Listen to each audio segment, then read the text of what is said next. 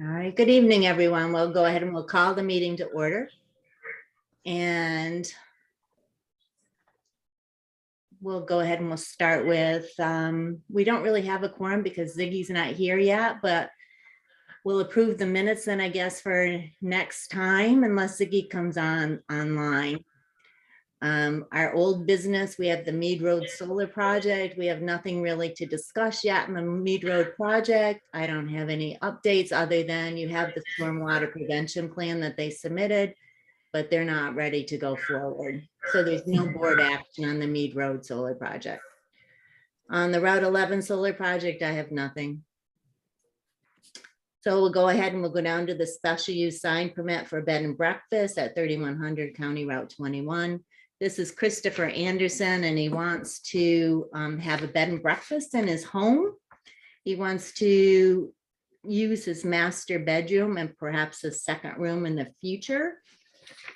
So the maximum will be 2. It is underneath the rule zoning law. It is a permitted use with a special permit. It has already gone to the county. Thank you, Mike, for doing that. You're welcome. And the county has approved it. Approved it. They don't have any, they've deemed it of no significance for the county or the intermunicipality. So it's up to the board to decide whether to approve the bed and breakfast or not. So tonight will be just more informational. And since we don't have Mr. Anderson on the line, we're going to do a public hearing next month on this project. But anyway, what questions does anyone have about the application? Does the sign of the business conform to the standard? I don't know how big he wants the sign. He doesn't talk about it in his application. Right, okay. Yeah, all he that's- said was- That is all a he said question. was standard size. Yeah, I don't know what that means. So yeah, that'll be a question for him when we see him. And Hopefully code he'll- enforcement would look at things like, just the safety requirements of having something like that, right? If you go to your zoning book, underneath home occupations, is on page 51 of our book, is code 70-63. And it has like 10 different requirements for a home occupation. So we need to make sure that he meets all of those requirements. For example, not more than 25% of the first floor area, not to exceed 500 square feet of the residence can be used or devoted to a home occupation in either the dwelling or an accessory structure. So we need to know how big he plans on building the second room for a bed and breakfast and how big that master is. Mrs. Backus, Yes. he's already built that previous to my employment with the town.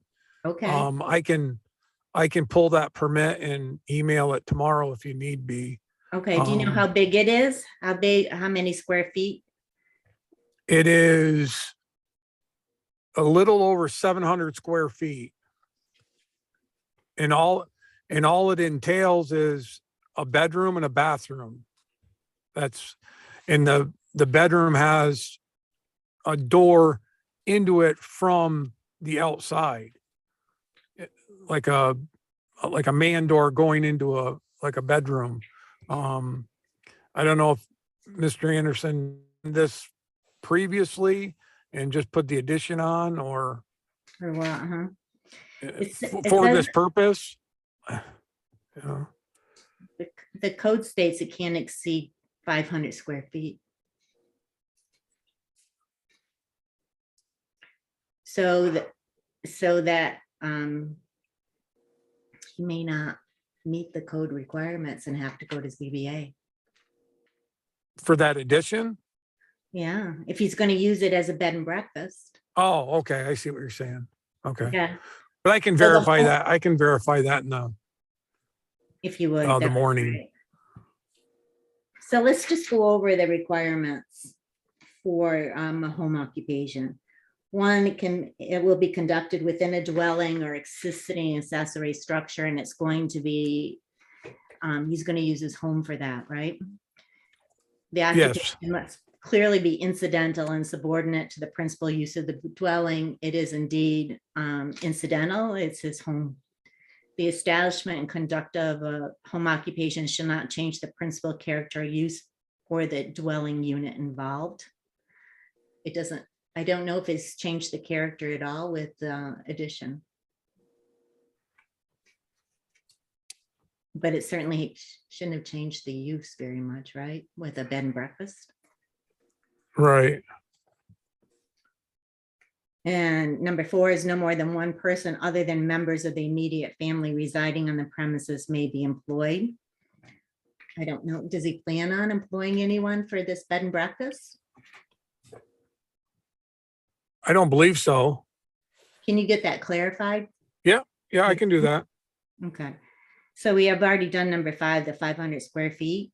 And number 6 is no storage or display materials, goods, supplies, or equipment related to the operation of a home occupation shall be visible from the outside of any structure located on the premises.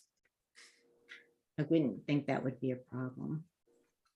7, I- go ahead, I'm sorry. I don't think that'll be a problem. So, Right, I wouldn't think so, but such occupation shall not require extensive internal or external alteration or invoke construction features not customarily in a dwelling. Do you know anything about that? what's that again, Mrs. Backus? It says such occupation shall not require extensive internal or external alterations or evoke construction features not customarily in a dwelling. No, to me, I mean, from the outside, it looks like a single family home. There's no odd features from the exterior of the home where it would curtail a different style of a structure. Okay, so you've seen that. Oh yeah, I've You've been, yeah, Oh, very good. The use shall not generate noise, vibrations, glare, fumes, odors, or electrical interference above the ambient levels of the neighborhood. I I don't, mean, I don't know.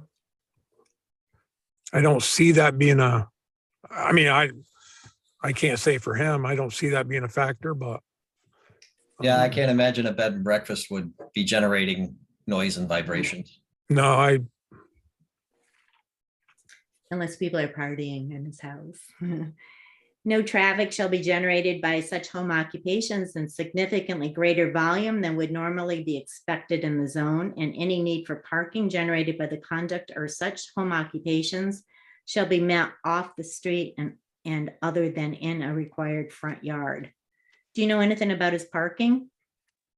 he has, if you pull up his driveway, it's almost like a cul-de-sac because he's got a barn out back. He's got a large area to the left of his house where individuals can, park and maneuver vehicles. I don't see, even with one bedroom, you have the capacity of one vehicle. So he has plenty of room for one vehicle. It's not like a bed and breakfast that has 8 bedrooms or something of that nature. Right, but he's looking at having 2 different parties use his bed and breakfast. So when you communicate with him, Mike, would you ask him about parking? Yep, I can do that. Does the board have any questions about the standards that he has to meet, the qualifications? Well, you went through them. Good job. Any questions about it? Did I get it all? All right, and then the signage, we need to know how big the sign is going to be. Under page 7039, where it goes general provisions of signs. Number 9 is specific to home occupations, and it says home occupations are permitted, one attached and one freestanding sign not to exceed 6 square feet each and a maximum height of 8 feet. So we need to know how big that sign is going to be. And I think this, I don't believe there's going to be a sign attached to his residence. I Okay. think on the application, he did have a drawing of a signage, like on a post, hanging, like a similar you'd see at a normal, normal bed and breakfast. But I don't believe it has the, size of the sign. I think it just shows like a design style. Yeah, I see the design style, but we don't know the size. Size, correct. So the freestanding can exceed, but between the two of them, can exceed the 6 square feet each and a maximum height of 8 feet. Right. That sign looks, if it's to the top of the trees, it looks pretty big, pretty tall. 8 foot. Does Yeah. it?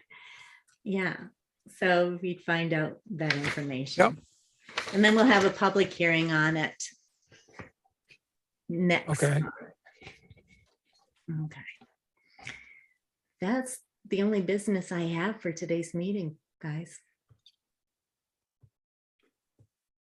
Yeah. And I think you did previously already mention the solar projects, and I did. there's really no updates on any of them. It's kind of been a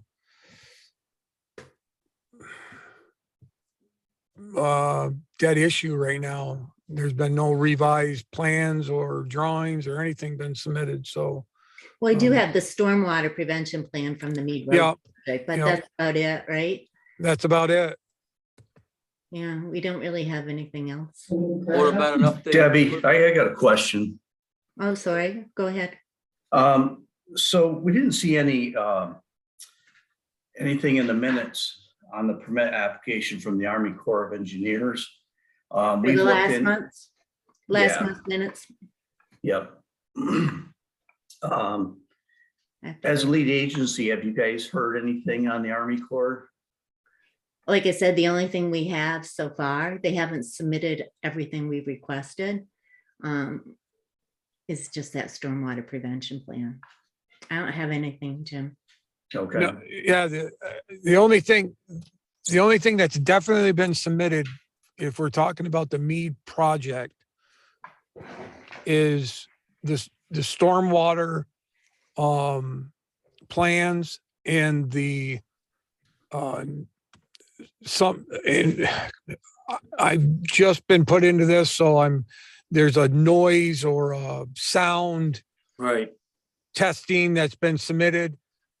That's basically it, because everything else involved in that project really, unfortunately, is not valid because of the means of egress to the property has not been addressed. They thought they had a plan that fell through. So, that's where we're at. And if you look at the big picture, that stormwater plan that they submitted is for the means of egress that they were going to use. So that again might change if they go back to a different area of a property. It's just, it's a lot, it's a lot to take, but really, until they get that access road addressed, there's really no set plans or drawings or information that really is pertinent to the project. And that's my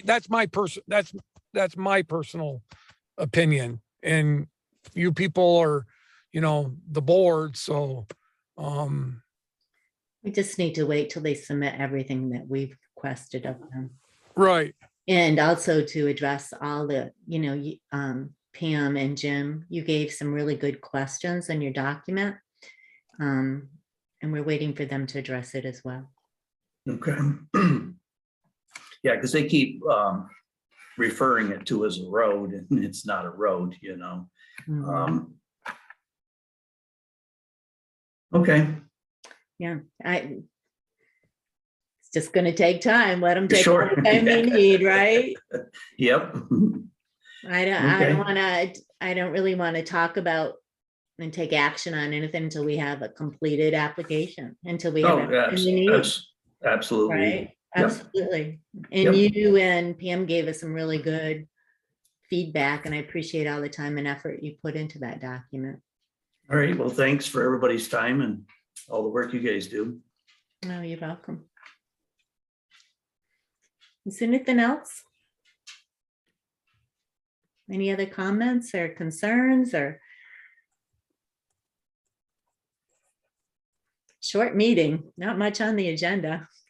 Nope. I guess and we don't really have a quorum for adjournment because it's really just the three of us. But we'll go ahead and I guess I just adjourn. I don't know that we even need a motion anymore for Robert's rules, but we'll meet again March 8th at 7 o'clock. And hopefully by then we'll have more information on both the solar projects, and we'll have the public hearing on the special use sign permit and get our questions answered by Mr. Anderson. Okay, thank you, everyone. I appreciate your time. Have a good evening. Help. Thank Job, you. Deb. Thank you. Good night, everybody. Good Thank night. you.